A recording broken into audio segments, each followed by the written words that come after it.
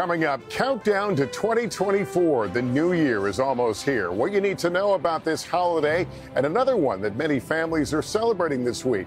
Also, Paw Patrol. Instead of medicine, this team is delivering hugs and comfort to kids in Georgia. Then, Purr-fect edition. We'll take you to the Los Angeles Zoo for all the details. Plus, Toy Story. 4 new toys were just inducted into the Toy Hall of Fame. But one popular toy didn't make the cut. We'll explain. And lighting the way. One girl is spreading kindness by sending nightlights to kids in foster care.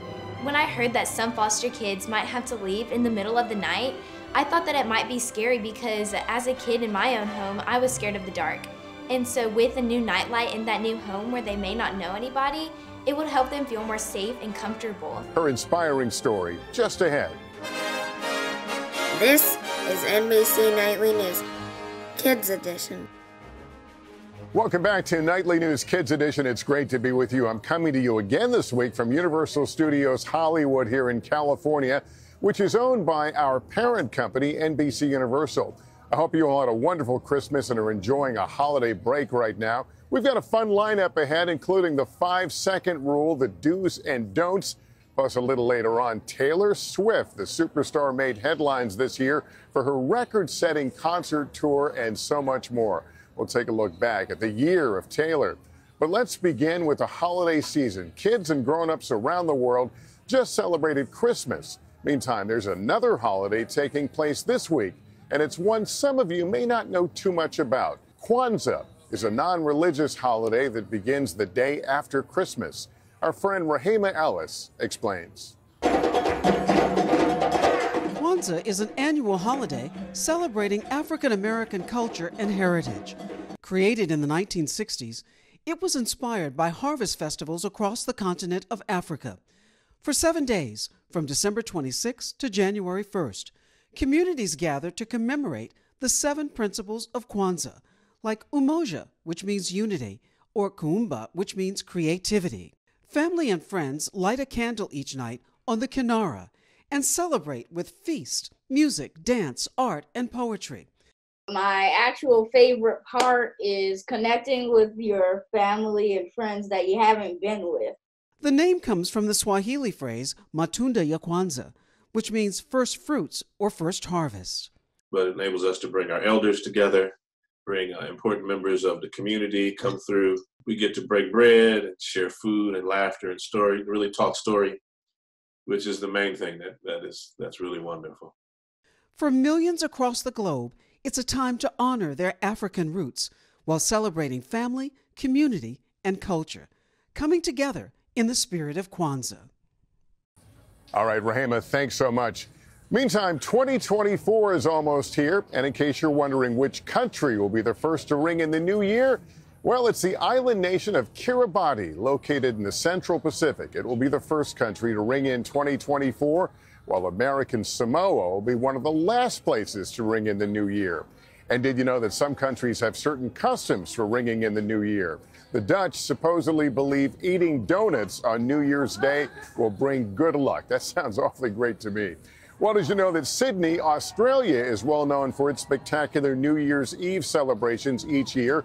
And speaking of Australia, it's time for this week's pop quiz.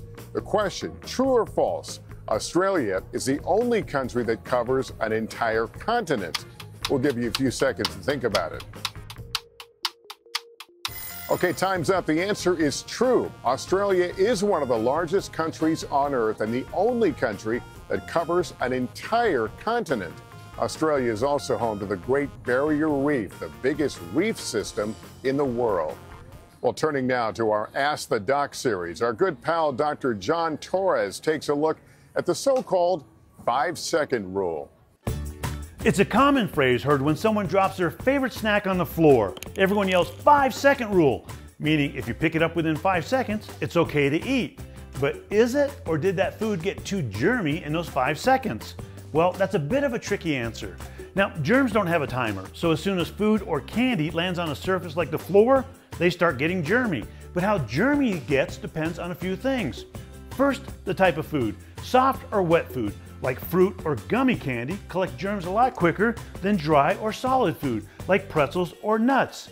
Second, the type of surface. Tile floors transmit more germs to drop food than carpeted floors do.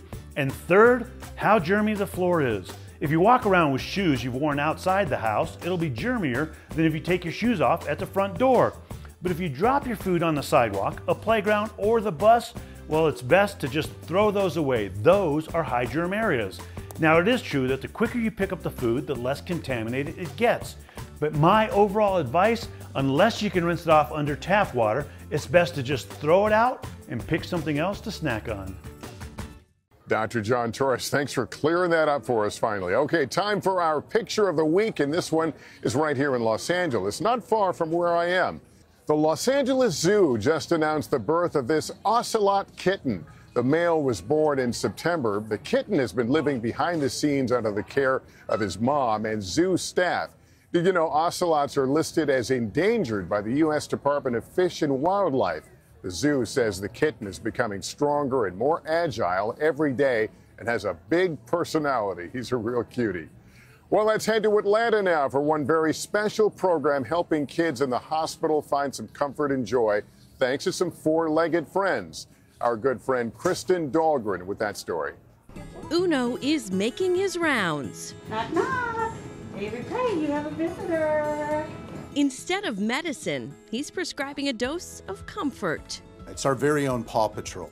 Uno is a facility dog who's part of the Canines for Kids program at Children's Healthcare of Atlanta, the first of its kind in the country. One of the most important things that they do is try and help our patients cope with being in the hospital. Reggie is one of our facility dogs who work alongside of people like me, an employee of Children's, to help our patients reach their goals, whether that's getting out of bed after having surgery or helping, reduce some of the stress that they might have when it's associated with a illness or being in the hospital. So our dogs can be a huge part of their stay.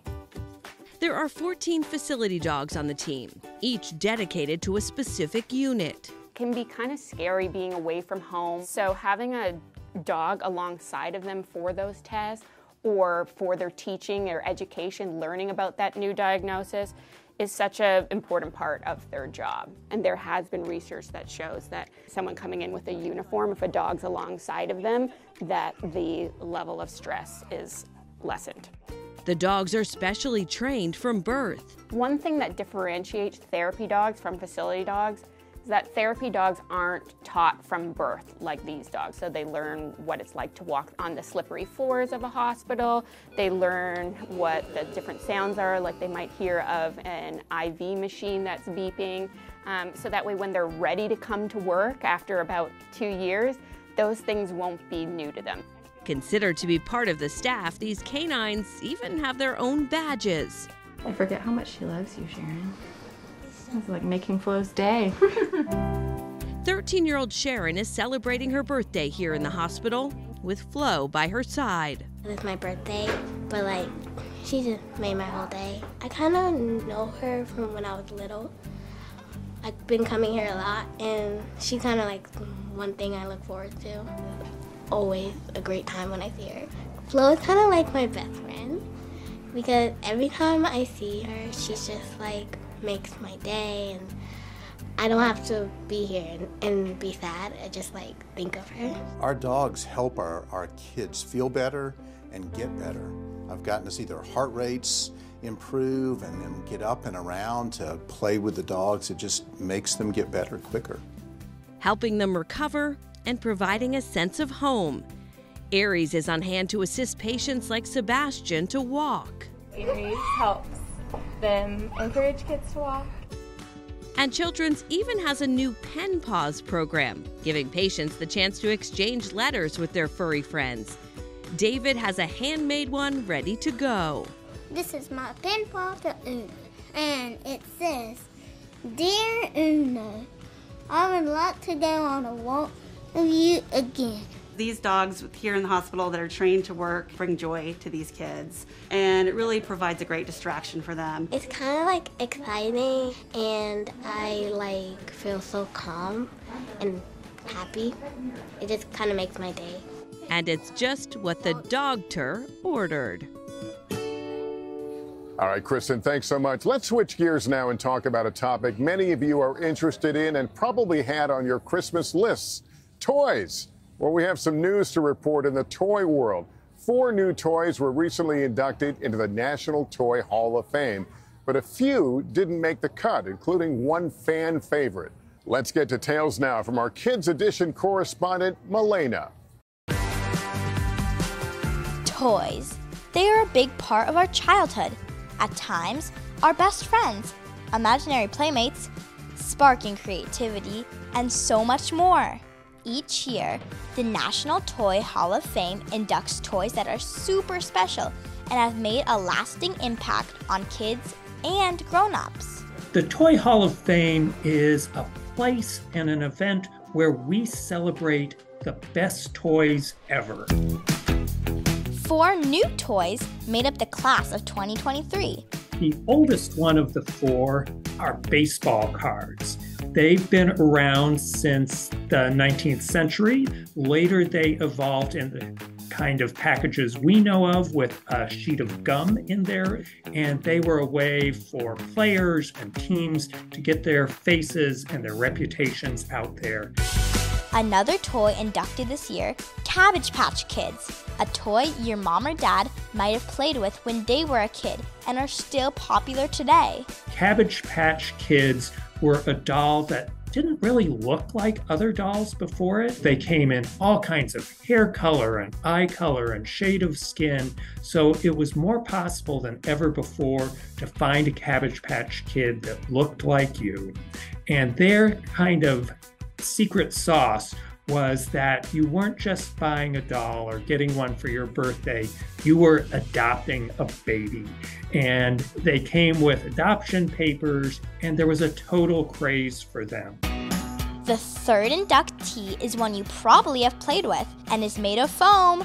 We're talking about Nerf by Parker Brothers. In the 1960s, they introduced the first Nerf ball, and they promoted it as the ball that was safe for you to throw around indoors without making your mom and dad angry.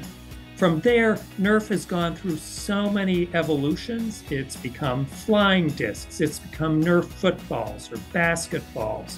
And one classic toy that also got the nod thanks to a new popular vote for the Toy Hall of Fame's 25th anniversary. More than 50,000 people voted, and the decisive vote, with almost twice as many votes as its nearest competitor, was the Fisher-Price Corn Popper. But one toy that didn't make the cut, and has some fans asking why, Barbie's Ken. That's right, Mattel's Ken was among the 12 finalists this year, but came up short, despite the attention he and his gal pal Barbie received in this year's blockbuster movie, Barbie. He's part of the Barbie constellation. He's an accessory for Barbie, but he just didn't have what it took to make it over the threshold and become one of the inductees to the Hall of Fame.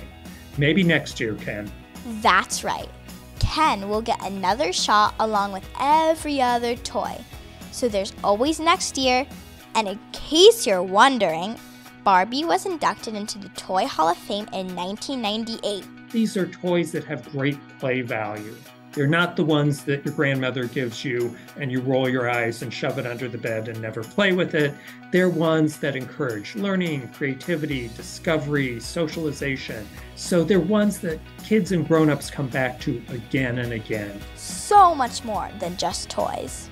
For Nightly News Kids, I'm Milena. Milena, thanks so much for that. Well, from toys to Taylor. I'm talking about Taylor Swift. And 2023 was the year for the superstar. Details now from our friend Savannah Sellers. The results are in. It's me. Hi. And seemingly everybody agrees. Everybody agrees. This was Taylor's year.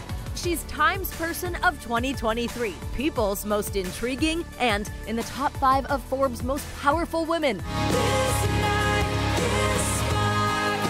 The world was enchanted to meet her.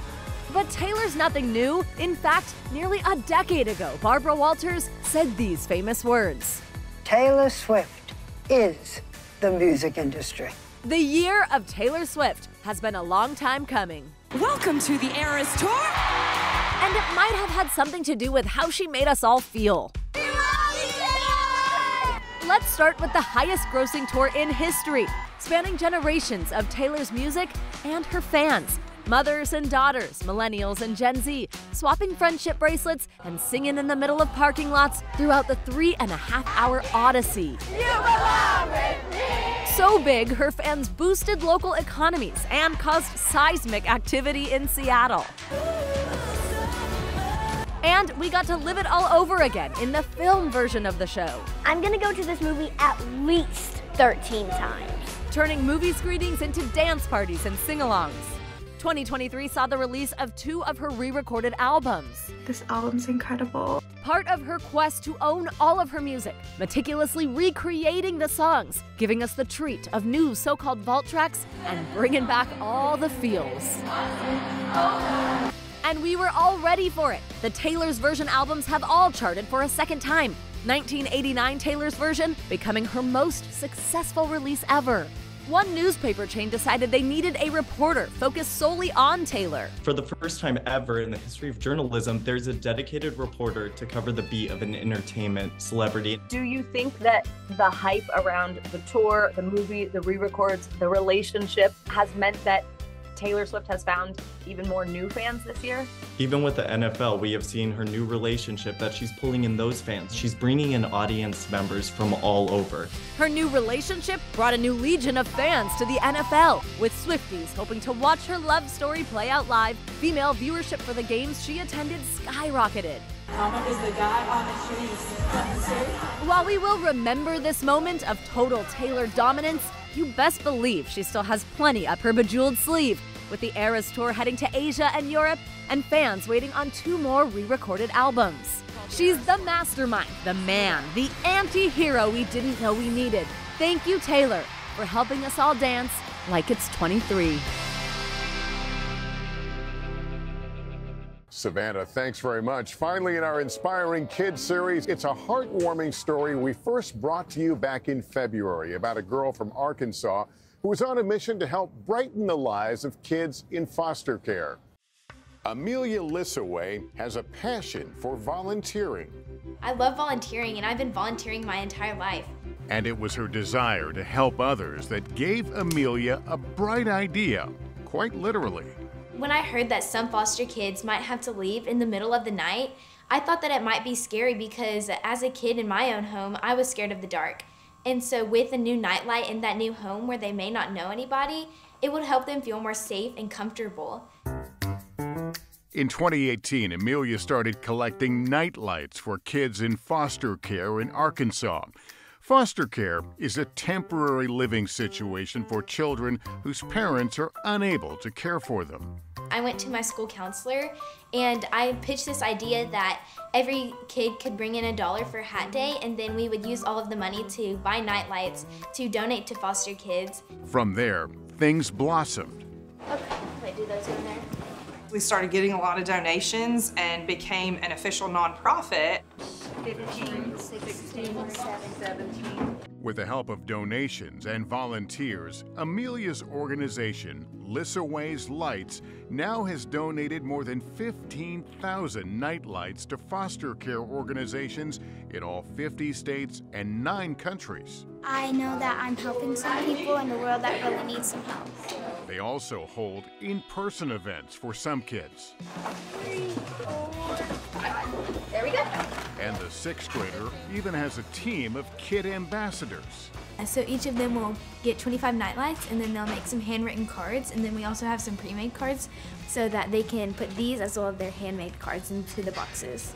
It's a way to get the younger generation involved with foster care so that when they grow up, they're more excited to help. It takes kind of the mind of a child to sometimes say, I'm gonna help foster kids by letting them be less scared of the dark. One girl shining a light on an important cause. A nightlight is a sign of faith and hope in that dark situation where you may be scared. What kind of led me to create Lissaway's Lights was one of our family mottos, and it's find something you're good at and use it to make the world a better place. Well, that's going to do it for us here at Universal Studios Hollywood. Parents, just a reminder, if your child ever has a question about any topic in the news, feel free to email a video to us at NightlyNewsKids@NBCUni.com, and we'll try to answer them in an upcoming episode. You can also follow us on Instagram @NightlyKids. Thanks for watching, everyone. Remember to take care of yourself and each other. We'll see you next year. Happy New Year, everybody.